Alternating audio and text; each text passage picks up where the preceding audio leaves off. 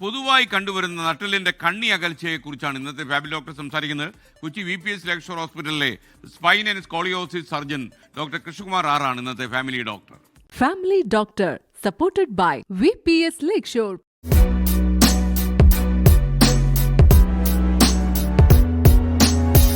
ചില രോഗികൾ എക്സ്റേയുമായിട്ട് നമ്മുടെ അടുത്ത് വന്നിട്ട് ചോദിക്കാറുണ്ട്, ഡോക്ടർ എൻ്റെ കണ്ണി അകന്നിട്ടുണ്ടോ എന്ന്. അപ്പോൾ ഒരു ചോദ്യം, നട്ടലിൻ്റെ കണ്ണി അകലുമോ എന്നാണ്. തീർച്ചയായും നട്ടലിൻ്റെ കണ്ണി അകലുന്ന ഒരു അസുഖമുണ്ട്. അതിന് നമ്മൾ സ്പോണ്ടൈലോലിസ്തെസിസ് എന്ന് പറയും. പല രീതിയിലുണ്ട്. നമ്മുടെ ഒരു പുസ്തകങ്ങൾ അടുക്കി വച്ചിരിക്കുമ്പോൾ ഒരു അടുക്ക് തെറ്റുന്നത് പോലെ നട്ടലിൻ്റെ കണ്ണികളും ഒരു ശൃംഖല പോലെ, ഒരു ചെയിൻ പോലെ കണക്റ്റഡ് ആണ്. അതിനൊരു പ്രോപ്പറായിട്ടുള്ളൊരു ഷേപ്പുണ്ട്. പക്ഷേ നമ്മുടെ ഏറ്റവും കൂടുതൽ ലോഡ് വരുന്ന ഭാഗമാണ് നട്ടലിൻ്റെ പിൻഭാഗം. അവിടെ നട്ടൽ ചെറുതായിട്ട് തെന്നി മാറുന്ന ഒരവസ്ഥ വരാറുണ്ട്. അത് ജന്മനാൽ വരാം, കാലക്രമേണ വരാം. ഇപ്പോൾ ഞാൻ സംസാരിക്കാൻ ഉദ്ദേശിക്കുന്നത് പൊതുവായിട്ട് യുവജനങ്ങളിലും അത് മധ്യവയസ്കരിലും പൊതുവെ സ്ത്രീകളിലും കണ്ടുവരുന്ന നട്ടലിൻ്റെ കണ്ണികൾച്ചയെ പറ്റിയാണ്. അതായത് L4, L5 അല്ലെങ്കിൽ L5S1 എന്നീ പറയുന്ന നട്ടലിൻ്റെ താഴ്ഭാഗത്ത് കണ്ണികൾ ഗ്രാജുവലായിട്ട് അകലുമ്പോൾ അതിനെ തുടർന്നുണ്ടാകുന്ന ബുദ്ധിമുട്ടുകളെ പറ്റിയാണ് പറയുന്നത്. പൊതുവായി നടുവേദനയായിട്ട് വരാം. കുനിയുമ്പോൾ നടുവേദന, കുനിഞ്ഞിട്ട് നിവരുമ്പോൾ അല്ലെങ്കിൽ ബാക്കിലോട്ട് വളയുമ്പോൾ വളരെ ശക്തമായ ഒരു വേദന വരാം.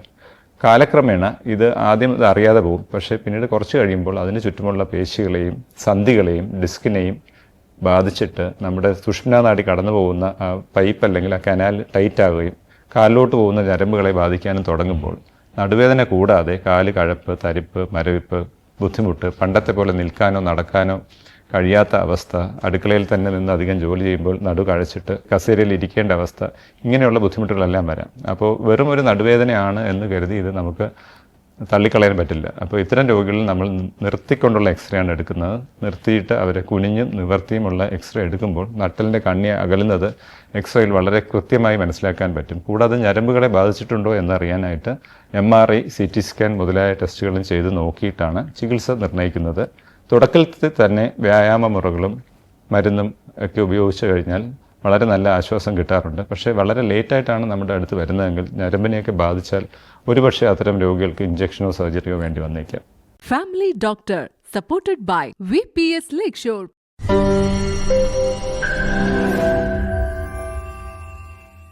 ലോകത്തെവിടെയായാലും ഏത് സമയത്തും 24 വാർത്തകളും ഓഗ്മെന്റഡ് റിയാലിറ്റി പാക്കേജുകളും എക്സ്പ്ലെയിനറുകളും വിശദമായി കാണാൻ ഞങ്ങളുടെ YouTube ചാനൽ നിങ്ങൾക്ക് സബ്സ്ക്രൈബ് ചെയ്യാം.